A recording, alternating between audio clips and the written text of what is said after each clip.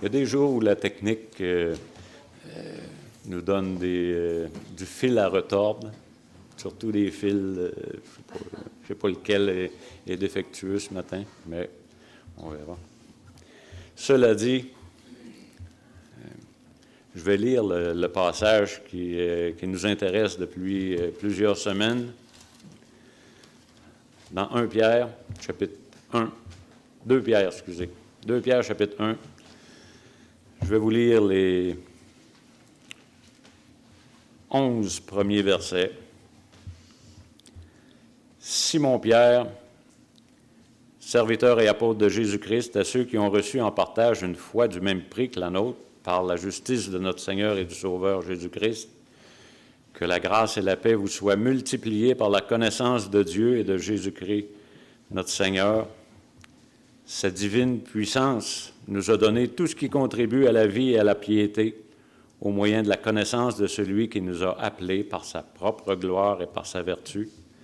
Celle-ci nous assure, de sa part, les plus grandes et les plus précieuses promesses, afin que par elles, vous deveniez participants de la nature divine, en fuyant la corruption qui existe dans le monde par la convoitise.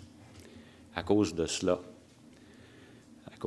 même, faites tous vos efforts pour joindre à votre foi la vertu, à la vertu la connaissance, à la connaissance la maîtrise de soi, à la maîtrise de soi la patience, à la patience la piété, à la piété l'amitié fraternelle et à l'amitié fraternelle l'amour. Car si ces choses sont en vous et y sont avec abondance, elles ne vous laisseront point oisifs ni stériles pour la connaissance de notre Seigneur Jésus-Christ. Mais celui en qui ces choses ne sont point est aveugle. Il ne voit point de loin. Il a mis en oubli la purification de ses anciens péchés. Puis voici les 2 versets qu'on va traiter ce matin. C'est pourquoi, frères, appliquez-vous d'autant plus à affermir votre vocation et votre élection, car en faisant cela, vous ne broncherez jamais.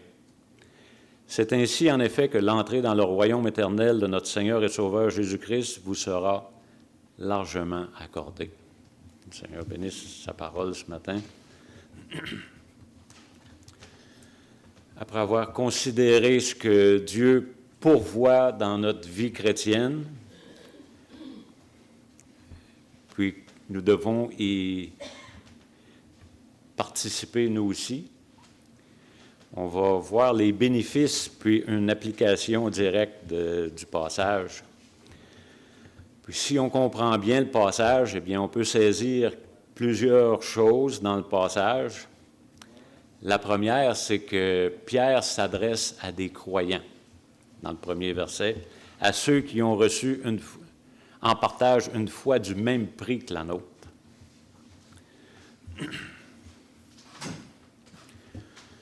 Puis, deuxièmement, Dieu a pourvu tout ce qui est nécessaire pour que nous puissions, les enfants de Dieu, vivre une vie agréable aux yeux de Dieu, puis vivre une vie qui le glorifie.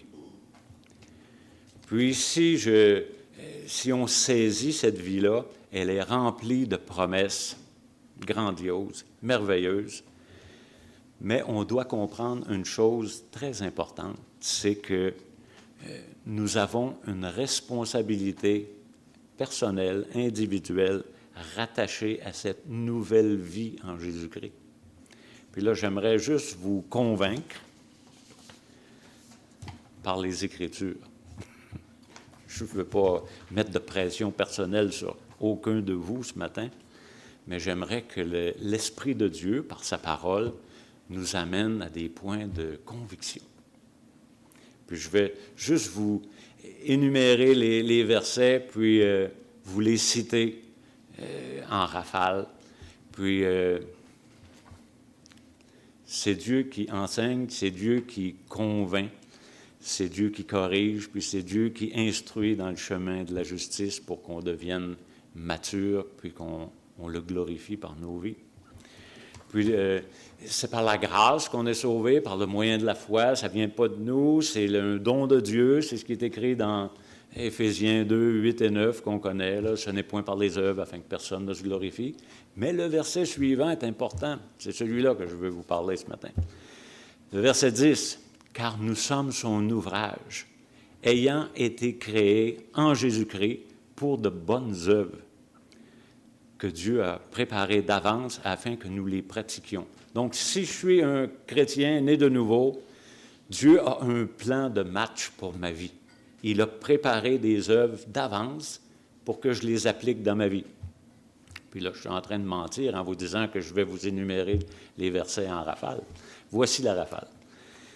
Dans Tite 2, 12 à 14, ça nous dit que la grâce, elle nous enseigne à renoncer à l'impiété et aux convoitises mondaines et à vivre dans le siècle présent selon la sagesse, la justice et la piété, en attendant la bienheureuse espérance et la manifestation de la gloire de notre grand Dieu et Sauveur Jésus-Christ. Il s'est donné lui-même pour nous, afin de nous racheter de toute iniquité et de se faire un peuple qui lui appartienne, purifié par lui et zélé pour de bonnes œuvres. On est appelé à devenir zélé pour de bonnes œuvres. Puis, on continue, Philippiens 2, versets 12 et 13. « Ainsi, mes bien-aimés, comme vous avez toujours obéi, mettez en œuvre votre salut avec crainte et tremblement, non seulement comme en ma présence, mais bien plus encore maintenant que je suis absent. Car c'est Dieu qui produit en vous le vouloir et le faire selon son bon plaisir. » Dieu agit dans la vie d'un chrétien pour qu'il se laisse transformer par la parole, par l'Esprit de Dieu. Dans Romains 2,7, Paul dit « Il réserve la vie éternelle à ceux qui, par la persévérance à bien faire, cherchent l'honneur, la gloire et l'immortalité. » Puis qui fuient l'immoralité. Mais ça, ce n'est pas marqué dans le texte. Dans 1 Corinthiens 9, versets 24 à 27, « Ne savez-vous pas que ceux qui courent dans le stade courent tous et qu'un seul remporte le prix? Courez de manière à le remporter. Tous ceux qui combattent s'imposent toute espèce d'abstinence et ils le font pour obtenir une couronne corruptible, mais nous faisons-le pour une couronne incorruptible. Moi donc, je cours non pas comme à l'aventure, je frappe non pas comme battant l'air, mais je traite durement mon corps et je le tiens assujetti de peur d'être moi-même désapprouvé après avoir prêché aux autres.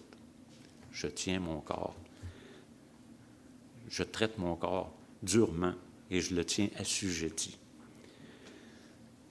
Un autre encouragement ou exhortation à faire quelque chose avec notre vie chrétienne, dans 1 Corinthiens 15, 58, je pourrais vous le chanter, mais je vais vous le réciter. « Ainsi, mes frères bien-aimés, soyez fermes, inébranlables, travaillant de mieux en mieux à l'œuvre du Seigneur, sachant que votre travail ne sera pas vain dans le Seigneur. » On est appelé à travailler à notre salut, sur notre marche chrétienne. Dans Galates, un passage, Galates 6, versets 7 à 9, plein de promesses, puis le principe là, agricole que je connais. Ça dit, ne vous y trompez pas, on ne se moque pas de Dieu, ce qu'un homme aura semé, il le moissonnera aussi. Celui qui sème pour la chair, moissonnera de la chair, de la corruption, mais celui qui sème pour l'esprit, moissonnera de l'esprit, la vie éternelle. Ne nous lassons pas de faire le bien, car nous moissonnerons au temps convenable, si nous ne nous le relâchons point. Enfin, on est appelé à persévérer, à bien faire, pour plaire à Dieu.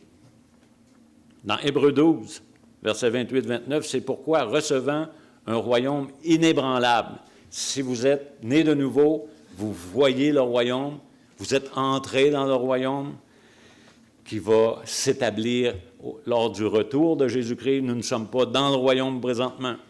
C'est à venir, quand le roi va venir sur la terre. Eh bien, c'est pourquoi, recevant un royaume inébranlable, montrons notre reconnaissance.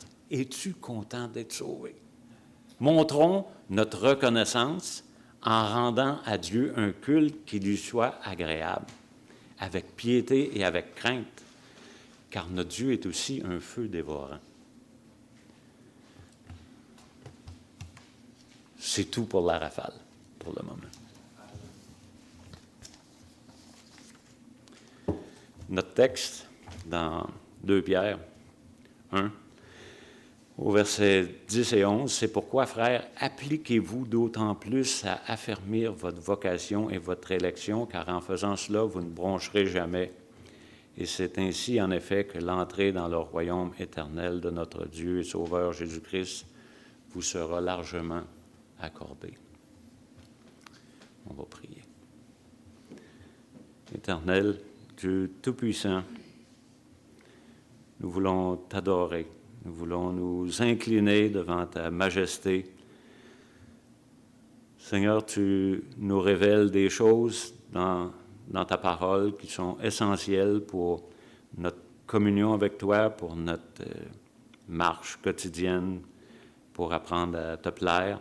Il y a des choses que tu ne nous révèles pas, probablement par sagesse de ta part. Seigneur, nous sommes des êtres finis. Toi, tu es un être infini. Tu es le Dieu Tout-Puissant. Puis, je te prie ce matin de m'aider à dispenser droitement ta parole pour que tu puisses nous enseigner, nous convaincre, nous corriger, puis nous instruire dans la justice pour qu'on puisse faire des progrès dans notre vie chrétienne, puis récolter les bénéfices d'une vie remplie d'obéissance puis de reconnaissance à ton égard. Je te prie, Seigneur, de bénir ton peuple, de toucher le cœur de ceux qui ne te connaissent pas encore, puis de les amener au pied de ta croix pour t'invoquer, pour qu'ils puissent entrer dans cette relation éternelle, formidable, que nous avons en Jésus-Christ. Je te prie, Seigneur, de bénir ta parole ce matin, dans le beau nom de Jésus-Christ. Amen.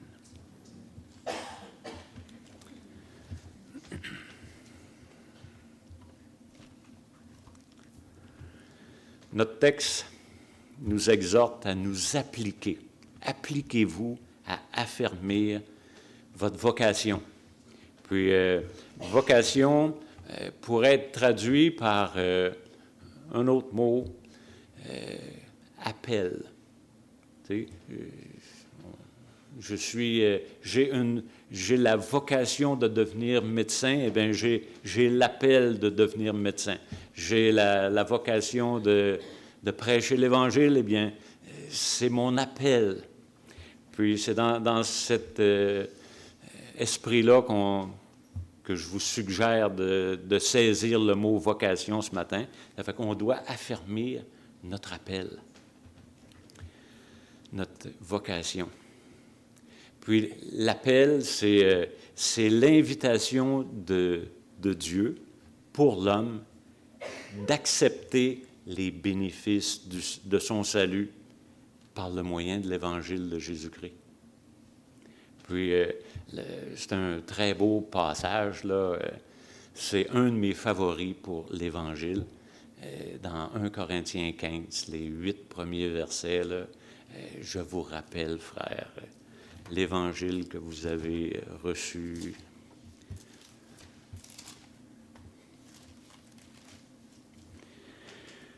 Je vous rappelle, frères, l'Évangile que je vous ai annoncé, que vous avez reçu, dans lequel vous avez persévéré et par lequel vous êtes sauvés, si vous le retenez dans les termes où je vous l'ai annoncé, autrement vous aurez cru en vain. Je vous ai enseigné avant tout, comme je l'avais aussi reçu, que Christ est mort pour nos péchés, selon les Écritures, qu'il a été enseveli, qu'il est ressuscité le 3e jour, selon les Écritures, qu'il est apparu à Céphas, puis aux 12, puis ensuite il est apparu à plus de 500 frères à la fois, dont la plupart sont encore vivants et dont quelques-uns sont morts. Ensuite, il est apparu à Jacques, puis à tous les apôtres, et après eux, tous, il m'est apparu aussi comme à l'avorton. Eh bien, l'Évangile, c'est simple. Puis, c'est le message que Dieu laisse sur ton répondeur. Est-ce que tu as des appels? Est-ce que tu les prends tous, tes appels? Eh bien, Dieu lance un appel. Puis, c'est ça l'appel de Dieu. L'appel, c'est, il invite les êtres humains à accepter les bénéfices de son salut par le moyen de l'Évangile. Christ est mort pour tes péchés. Il a été enseveli, il est ressuscité, puis il est vivant. Puis il s'en vient. C'est simple, l'Évangile.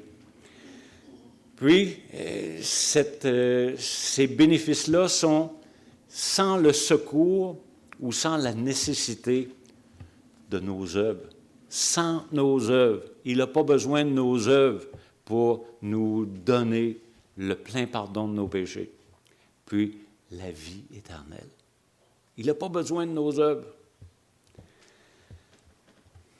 Dans 2 Timothée 1,9, ça nous dit qu'il nous a sauvés. Il nous a adressé une sainte vocation, non à cause de nos œuvres, mais selon son propre dessein et selon la grâce qui nous a été donnée en Jésus-Christ avant les temps éternels. Ça fait que Dieu, il a cette capacité de fonctionner même avant qu'on existe. Puis, je n'ai pas la prétention de vous expliquer comment ça fonctionne. J'ai aucune idée comment ça fonctionne. Dieu est plus grand que ma capacité. Mais il demande à ses enfants de vivre par la foi. Puis, Dieu me dit dans sa parole qu'il nous a sauvés, mais selon son propre dessein, selon la grâce qui nous a été donnée. C'est une faveur qu'on ne mérite pas, la grâce de Dieu. Puis, il nous dit que ça a été planifié avant les temps éternels. Ça fait longtemps. C'est prémédité. Puis, l'appel, c'est la première action de Dieu dans l'application de la rédemption, là, ton rachat. Là. Dieu t'a racheté par son sang précieux. L'appel, c'est sa première action pour engendrer ce processus là, de salut dans la vie d'un pécheur. Puis, on a des versets là, quand ça ne va pas bien, là, quand on a de l'adversité dans notre vie. Mais c'est le même verset quand ça va bien aussi. Romains 8, 28, vous le connaissez. Nous savons du reste que toute chose concourt au bien de ceux qui aiment Dieu, de ceux qui sont appelés selon son dessein. On revient encore au même point. Car ceux qu'il a connus d'avance, il les a prédestinés à être semblables à l'image de son Fils, afin que son Fils soit le premier-né de plusieurs frères. Dieu a un plan qu'il a déjà pensé puis établi d'avance. Puis ça doit nous dépasser. Vous n'avez pas à comprendre.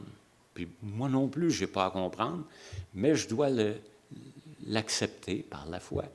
Parce que Dieu, il est infini, puis moi, je suis fini. Il y a une distinction à faire entre l'appel de Dieu puis l'acceptation de l'appel par les hommes. Puis là, vous avez un verset là, dans Matthieu 22, 14 qui dit « Mais il y a beaucoup d'appelés, mais peu d'élus. » Ça fait que Dieu lance un appel, puis c'est pas tous les appelés qui vont répondre « Allô, oui, c'est qui? C'est quoi? » Ah, oui. Eh bien, ce n'est pas tous les êtres humains qui répondent à l'appel. Mais Dieu appelle tous les hommes. Spurgeon, encore une fois, c'est un de mes favoris. Spurgeon fait une distinction entre l'appel général puis l'appel efficace ou l'appel spécial. En écrivant ceci, par le mot « appel » dans l'Écriture, nous comprenons deux choses. Premièrement, l'appel général est donné dans la prédication ou dans la proclamation de l'Évangile à chaque créature sous le ciel. Deuxièmement, celui dont il est question ici, l'appel, on doit affermir notre appel. Eh bien, cet appel-là, ça s'applique à ceux qui ont répondu à l'appel. C'est l'appel spécial qu'on nomme l'appel efficace. Tu sais, quand tu composes un numéro de téléphone, puis ton interlocuteur répond, eh bien, c'est un appel efficace. Il y a une communication qui s'établit. Puis Dieu a secrètement utilisé des moyens par la puissance irrésistible de l'Esprit, son Esprit, pour que des personnes répondent. Ne demandez-moi pas comment ça fonctionne, mais c'est ce que je vais essayer de vous communiquer.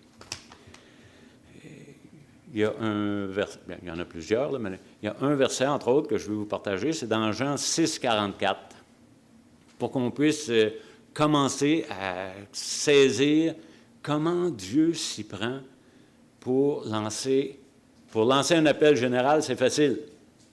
Mais pour lancer un appel efficace, comment est-ce qu'il s'y prend? Dans Jean 6, 44, ça nous dit « Nul ne vient à moi, nul ne peut venir à moi si le Père qui m'a envoyé ne l'attire. » Une des capacités de Dieu, c'est d'attirer les personnes au point de prendre l'appareil puis de répondre. Nul ne peut venir à moi si le Père qui m'a envoyé ne l'attire, et je le ressusciterai au dernier jour. Puis, un des exemples que je prends souvent, je n'ai pas trouvé de meilleur. Ça fait tant et aussi longtemps que je n'en trouverai pas un meilleur, je vais prendre celui-là. Dans Galates 1,15, Paul s'en allait dans une mission spéciale de destruction d'une partie de l'Église de Jésus-Christ. Puis, il a reçu un appel spécial. Puis, il a répondu. Comment ça se fait qu'il a répondu? Il s'en allait faire quelque chose de contraire à l'appel qu'il a reçu. Puis, l'explication se trouve dans Galates 1,15. Ça dit, « Mais lorsqu'il plut à celui qui m'avait mis à part dès le sein de ma mère et qui m'a appelé par sa grâce. » Donc là, il y a plein de trésors juste dans ce verset-là. Dieu a pris une décision d'appeler Paul.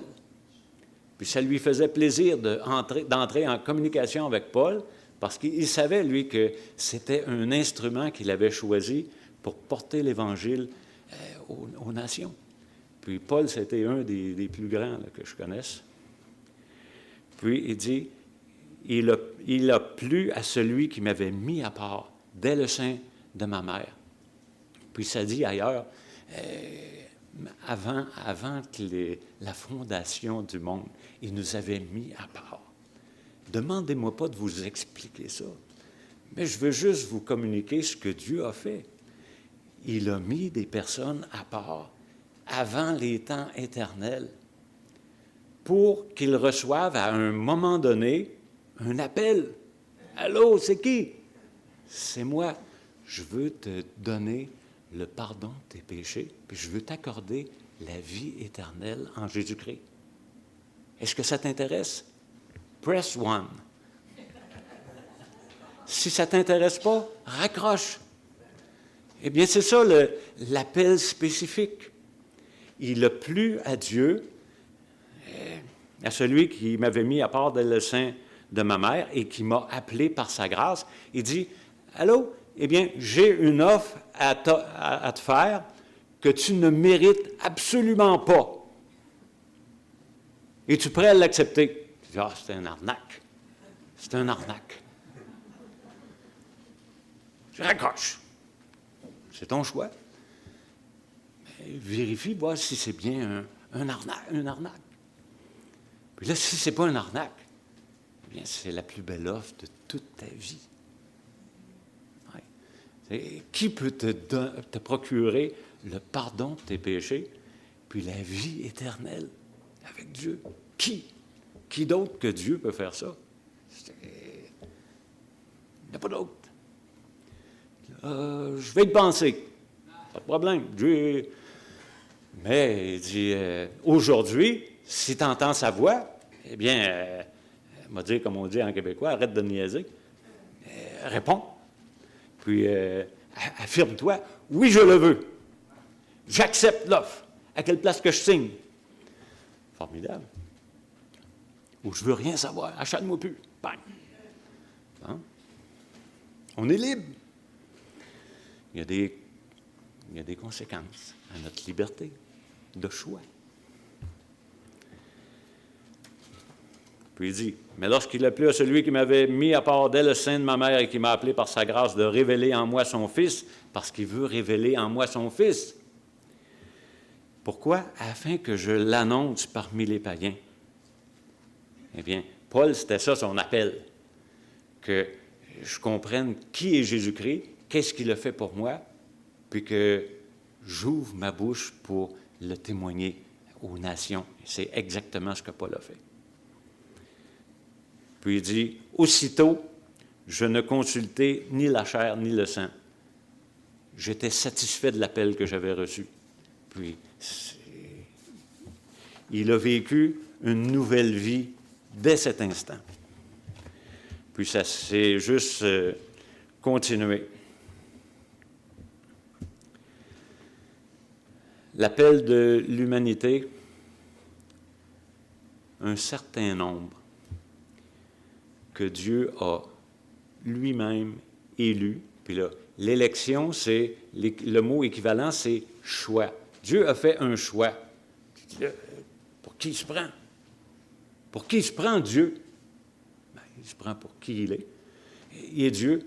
Qu'est-ce qui arrive si Dieu n'exerce pas sa liberté de choix? Je vais vous dire qu'est-ce qui va arriver. Il n'y a pas personne sur la planète Terre de tous les temps qui va être sauvé.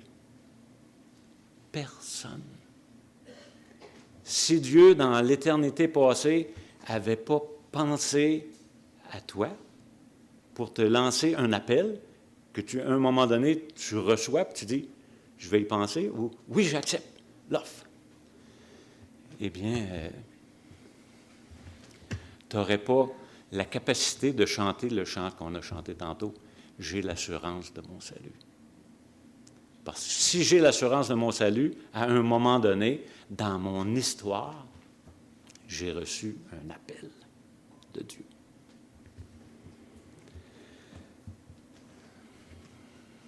Puis l'appel de Dieu dans Éphésiens 1,4, ça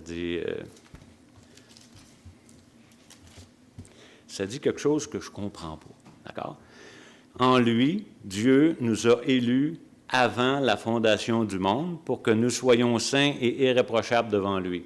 Je comprends les choses jusqu'à un certain point. Je sais que Dieu m'a élu avant la fondation du monde pour que je devienne un saint. Ça veut dire mis à part pour vivre une vie qui plaît à Dieu. Est-ce que ça veut dire que je suis parfait? Non, puis vous le savez très bien. Puis moi aussi. Irréprochable, on ne doit pas avoir de blâme extravagant sous la tête, là, surtout si on est prédicateur, parce que si c'est le cas, eh bien, on doit céder notre place à quelqu'un d'autre. Mais Dieu nous lance un appel pour que nous soyons saints et irréprochables devant lui. Puis ça dit, il nous a prédestinés dans son amour à être ses enfants d'adoption. On a été prédestinés avant la fondation du monde à être adoptés. Est-ce que tu comprends ça? C'est possible que non. Puis, mais Dieu ne nous demande pas de tout comprendre. Il nous demande de le croire, de prendre sa parole, de prendre Dieu au mot. Tu dis là, Dieu, si tu me promets telle chose, eh bien, je te crois ou je ne te crois pas. C'est ça, c'est comme ça qu'on doit prendre l'appel de Dieu. Puis, lorsqu'il appelle, il appelle un pécheur à devenir juste.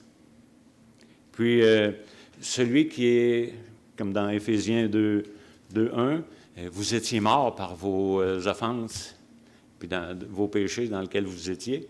Puis, il appelle des pécheurs dans la mort, dans leur transgression, dans leur offense, à devenir des êtres spirituels vivants.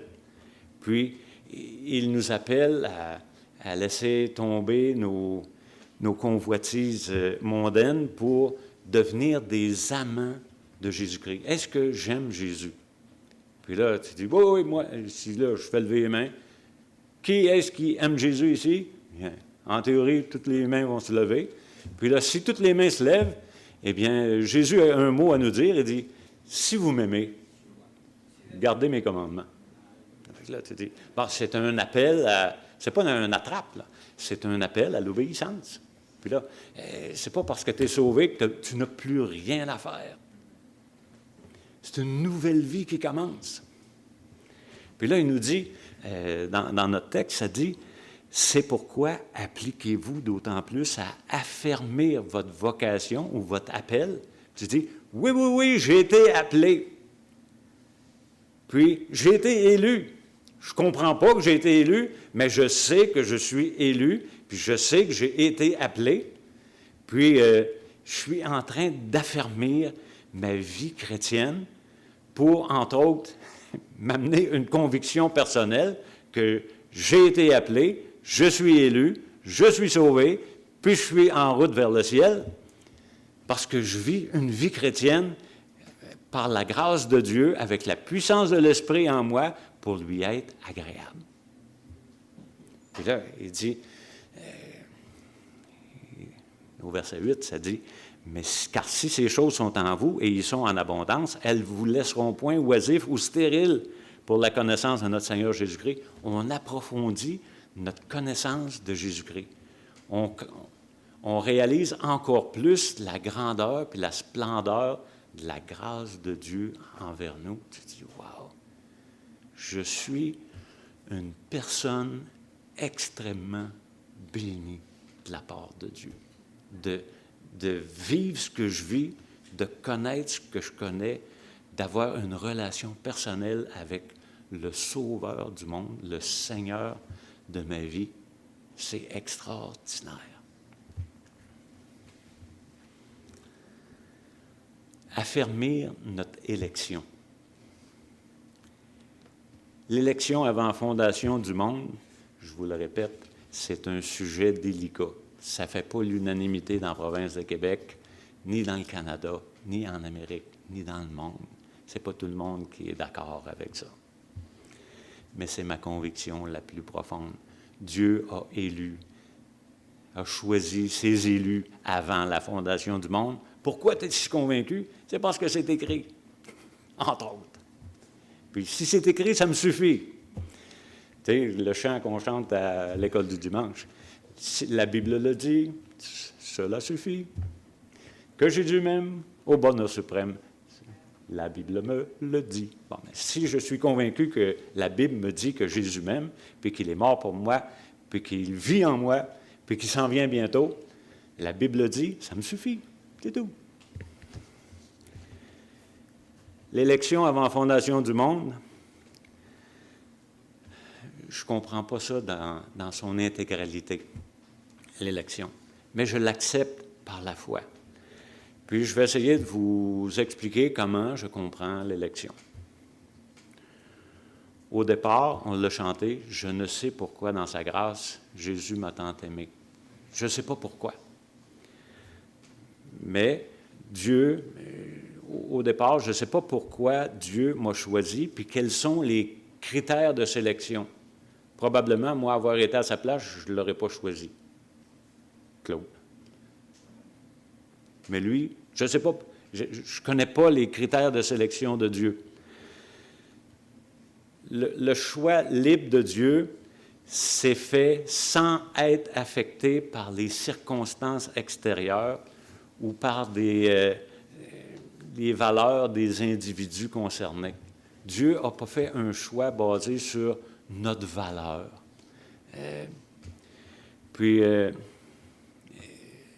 l'exercice que je veux vous communiquer, là, c'est qu'une telle élection ne doit jamais être considérée comme injuste de la part de Dieu. C'est pas juste. C'est pas juste, c'est pas juste. Qu'est-ce qui est écrit dans Romains 9, 11 à 16?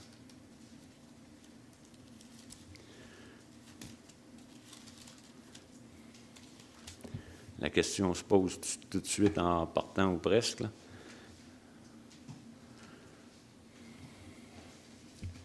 Ça parle de l'élection. Ça parle de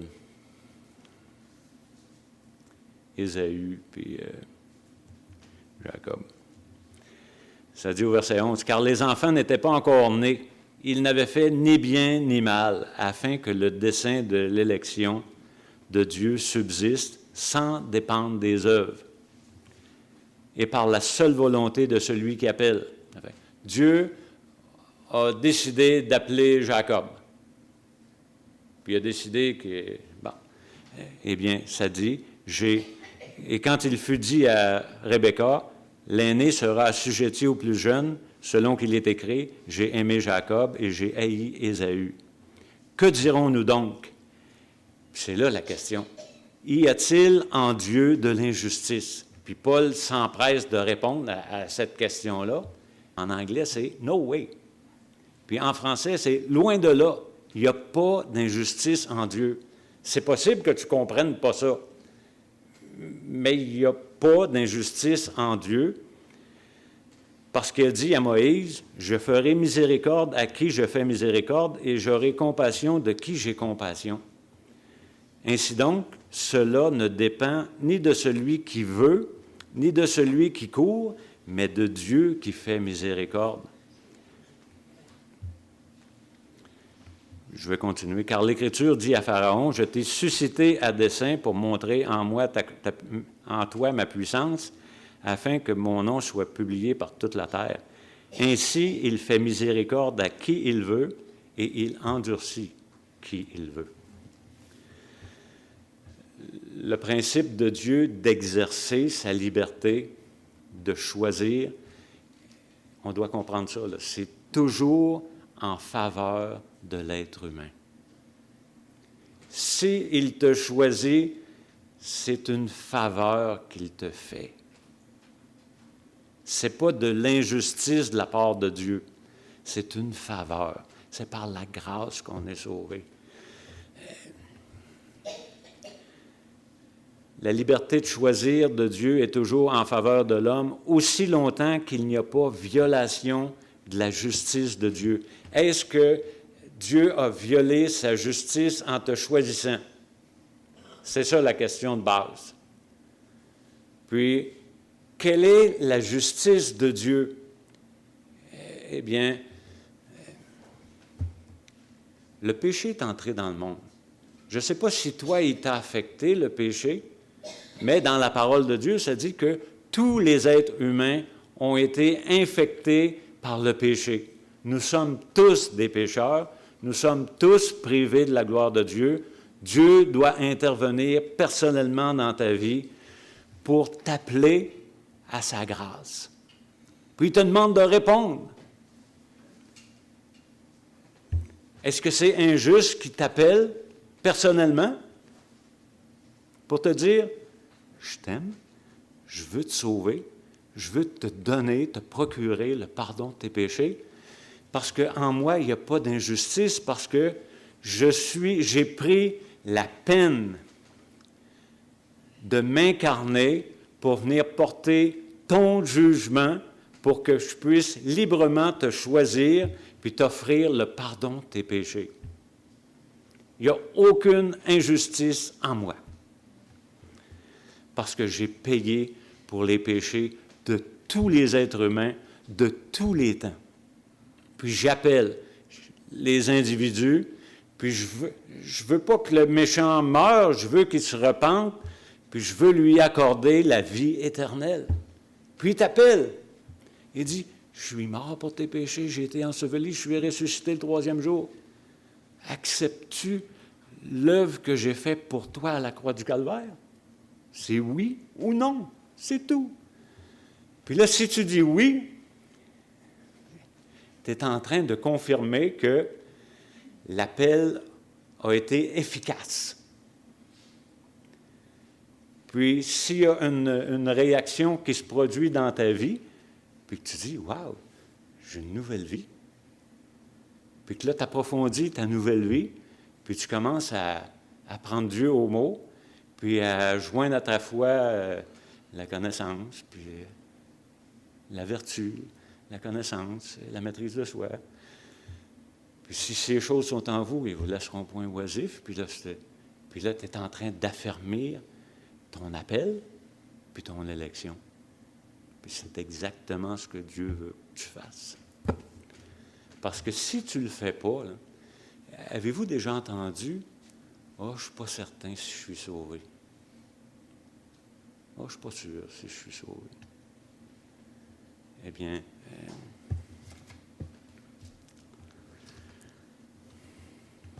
le principe de l'élection, c'est que l'homme peut savoir que son salut n'est pas à cause de ce qu'il mérite, mais à cause de la grâce de Dieu.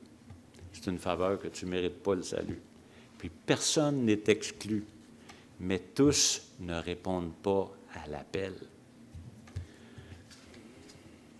Paul fait remarquer que l'appel puis l'élection, ça va ensemble. Le même Dieu a élu son peuple, puis il a mis en place les moyens de les appeler. Puis les deux doivent aller ensemble, comme Paul l'a écrit aux Thessaloniciens. Dieu vous a choisi dès le commencement pour le salut, par la sanctification de l'Esprit, par la foi dans la vérité. C'est à quoi il vous a appelé par son évangile. Si tu veux être certain de ton appel puis de ton élection, eh bien, tu vas la rendre certaine, ton appel puis ton élection, par les vertus visibles dans ta vie, celles qu'on a vues là, dans les versets 5 à 7. Là. À cause de cela même, faites tous vos efforts pour joindre à votre foi la vertu, la connaissance, la maîtrise de soi, la patience, la piété, l'amitié fraternelle, l'amour. Eh bien, si on commence à joindre ces ingrédients-là à notre vie chrétienne, puis qu'on les poursuit, parce que c'est une progression de notre vie chrétienne, tant que tu poursuis ces choses, puis que tu vois là, que Dieu est à l'œuvre dans ta vie, puis que tu commences à porter du fruit, tu dis, je ne suis plus ce que j'étais, Dieu est en train de me transformer. Tu sais, j'étais un menteur, maintenant je dis la vérité. J'étais un voleur, maintenant je travaille de mes mains, puis je pourvois aux besoins des autres. Eh bien, ma vie est transformée. Eh bien, tu ne tomberas jamais dans le doute, dans le désespoir, dans la peur, dans le questionnement. Est-ce que je suis sauvé? Ma nouvelle vie est en train de témoigner pour moi puis pour les autres que je suis un enfant de Dieu. Puis là, il commence à se bâtir un climat d'assurance. Tu sais, j'ai l'assurance de mon salut.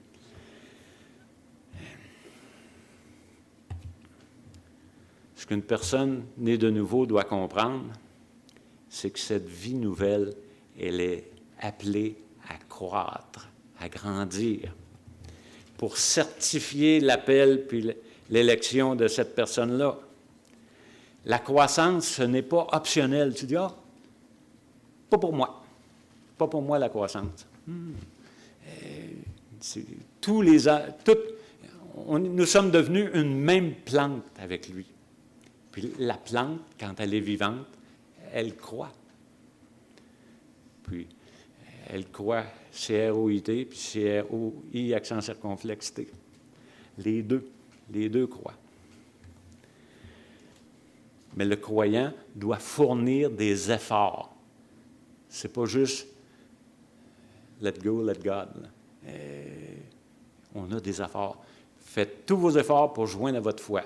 X, Y, Z.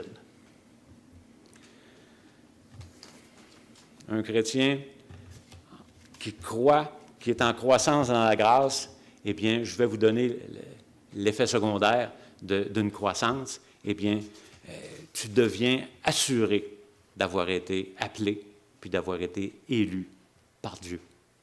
Parce que tu dis, je suis en train de la vivre, la vie chrétienne. C'est une réalité dans ma vie. Je sais que je sais de plus en plus, je suis de plus en plus certain que je suis sauvé, que j'ai été appelé, que je suis élu. Puis là, un des points que je dois absolument vous dire, c'est que nous ne prêchons pas l'élection aux perdus, aux non-sauvés. Nous prêchons l'Évangile. Une personne n'a pas besoin de savoir avant d'être sauvée, est-ce que je suis élu? J'ai une image là, que mon ami Spurgeon encore m'a laissée.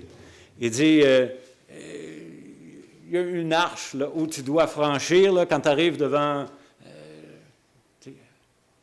à ton décès. Là. Tu vas arriver, j'espère pour toi, tu vas arriver devant une arche, puis c'est marqué « Sauvé par grâce ». Puis là, tu vas franchir l'arche, parce que tu es sauvé par grâce. Je dis, moi, je crois dans Éphésiens 2, 8 et 9. C'est par la grâce que vous êtes sauvés. Puis là, tu rentres dans l'arche, sauvé par grâce. Tu te retournes, en arrière de l'arche, c'est inscrit « Élu avant la fondation du monde ». On n'a pas besoin de comprendre l'élection. On a besoin de croire que Jésus est mort pour toi, qui a été enseveli et qui est ressuscité le troisième jour. C'est tout ce que tu as à comprendre pour le moment. Puis, plus tu vas développer Christ en toi, plus tu vas réaliser que c'est bien vrai. J'ai été appelé, puis je suis élu, puis je m'en vais au ciel, puis je suis content. Ouais.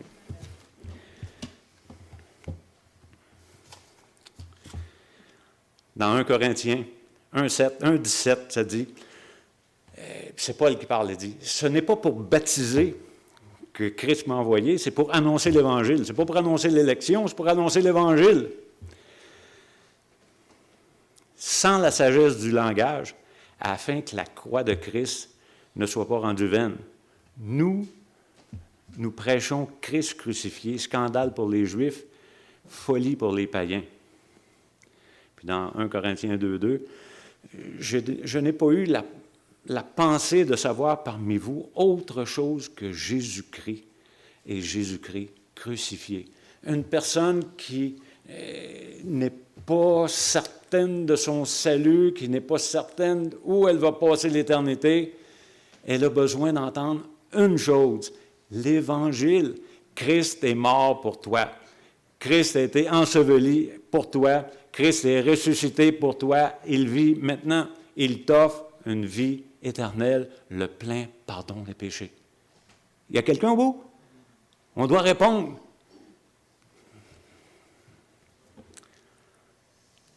Puis là, tu dis, comment ça se fait qu'il n'y a pas beaucoup qui répondent? Dieu nous le dit dans sa parole. Il nous dit pourquoi ça ne marche pas autant qu'on voudrait. Tu sais, ça t'est déjà arrivé de témoigner de ta foi et de dire, c'est ça, là, il te reste juste à accepter Jésus et ton sauveur. Ah, je n'aide-moi pas avec ça. D'accord. Qu'est-ce que tu dis? Qu'est-ce que tu fais? Puis là, comment ça se fait que cette personne-là refuse une offre aussi alléchante à mes yeux? Puis pour elle, c'est de la folie. Je dis, comment ça se fait que ça semble être de la folie à ses yeux? Mais c'est parce que c'est écrit. Dans 1 Corinthiens 1, 18, ça dit « Car la prédication de la croix est une folie pour ceux qui périssent, mais pour nous qui sommes sauvés, elle est une puissance de Dieu. » Tu sais, le téléphone sonne, tu dis « c'est la grâce ». Puis, pour certains, c'est de la folie. Puis pour d'autres, c'est la puissance de Dieu, c'est ce qui va régénérer ma vie, c'est ce qui va me donner une nouvelle vie en Jésus-Christ. On doit être franc. Cette vérité-là de l'élection est trop profonde pour nos petits esprits humains. Puis j'ai mon verset passe-partout, que vous connaissez peut-être. C'est dans Deutéronome 29, 29. Ça dit, les choses cachées sont à l'Éternel, notre Dieu. Je ne comprends pas dans sa grâce pourquoi il m'a élu. Mais je crois, parce que c'est écrit dans la parole qu'il m'a élu, eh bien, les choses cachées sont à l'Éternel, notre Dieu. Puis les choses révélées, parce qu'il nous a révélé plein de choses, là, plein de verbes à l'impératif présent. Là. Ne vous conformez pas au siècle présent, qu'il ne sorte de votre bouche aucune parole mauvaise. Puis ne mentez point les uns aux autres, aimez-vous les uns les autres. Tous les versets, tous les verbes à l'impératif présent, là, c'est des choses révélées à nous, puis à nos enfants, à perpétuité. Pourquoi? Afin que nous les mettions en pratique, les paroles de cette loi. Tu dis, bon, Dieu nous cache des choses, puis probablement, ce n'est pas nécessaire pour nous pour le moment. Mais quand tu vas entrer, tu vas traverser l'arche de la grâce, puis tu vas te tourner, puis tu vas dire, « Wow! J'ai été élu avant la fondation du monde. » T'en reviendras pas. Ça va te prendre l'éternité, puis t'en remettre. C'est simple. Ça va être le bonheur éternel.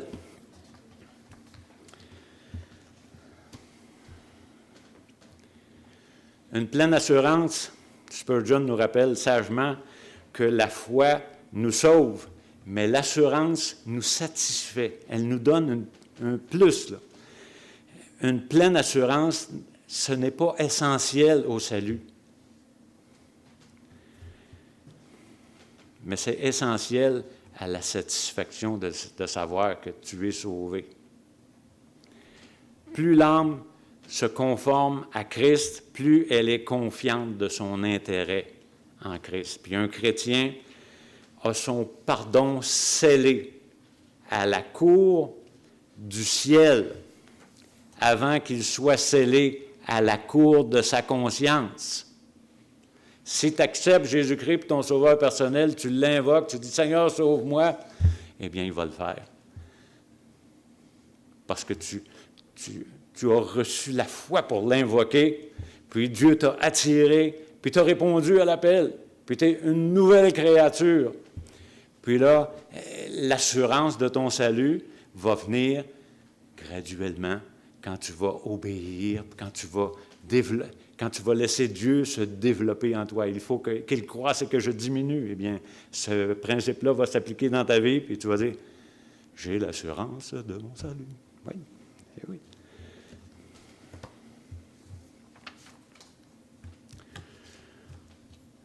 Bien qu'aucun homme et femme ne mérite l'assurance par son obéissance, Dieu couronne habituellement l'obéissance par l'assurance.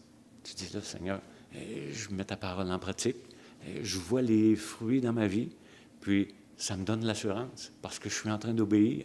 Puis remarquez, une personne qui n'a pas l'assurance de son salut, eh bien, c'est peut-être parce qu'elle vit à côté d'appliquer la parole de Dieu dans sa vie. Une sainteté authentique va te donner un ciel plus tard, mais une assurance authentique va te donner un ciel ici-bas. Celui qui a la sainteté, il le sait. Celui qui ne l'a pas, il le sait aussi. Mais celui qui vit dans la sainteté, il le sait, puis il va avoir deux cieux ou deux ciels. Un ciel de joie, de réconfort, de paix, de contentement, puis l'assurance ici-bas d'un ciel de bonheur et de bénédiction plus tard. Deux cieux. Celui qui obéit à la parole, il sait qu'il s'en va au ciel. Ça fait qu'il vit présentement les pieds sur la terre, la tête au ciel, mais celui qui n'obéit pas, il ne sait pas encore s'il va y aller. Il n'y a pas l'assurance. Le futur pour le chrétien qui poursuit la sainteté, le futur, il est brillant. Il va être accueilli richement dans le royaume éternel. Je pense à l'image là, de traverser l'arche où c'est marqué « Sauvé par grâce ». Puis là, j'entends déjà... en tout cas, ça va être une journée extraordinaire, un moment formidable. Mais je regarde aussi la contrepartie dans 1 Corinthiens 3,15. Tu sais, ça dit on est appelé à bâtir sur le fondement de Jésus-Christ. Avec quoi? Avec des pierres précieuses, avec du foin, du chaume. Puis là, l'œuvre de chacun va être scannée à ton regard de flamme. Eh bien, il va rester une récompense ou pas de récompense. Puis là, tu traverses l'arche de la grâce, puis, hop, il reste juste les shorts. Puis, rien d'autre. Tu dis, ouh. Puis, si tu es tout habillé, puis, je sais pas, tu as une bague, une couronne, puis là, tu dis, waouh, qu'est-ce qui se passe? Eh bien, rentre dans la joie de ton maître. Est-ce qu'on se prépare à ce moment-là? Je vais finir, d'accord? Ça va vous encourager. La Bible est claire sur 2 choses. Si une personne est sauvée, c'est parce que Dieu l'a premièrement choisi. Si une personne est perdue, c'est par son propre choix. C'est parce qu'elle a échoué de s'approprier la grâce de Dieu. Elle n'a pas répondu à l'appel. Ce n'est pas la faute de Dieu si une personne s'en va en enfer. Si une personne s'en va au ciel, c'est parce que Dieu t'a appelé. Puis t'a mis à cœur de répondre. C'est tout.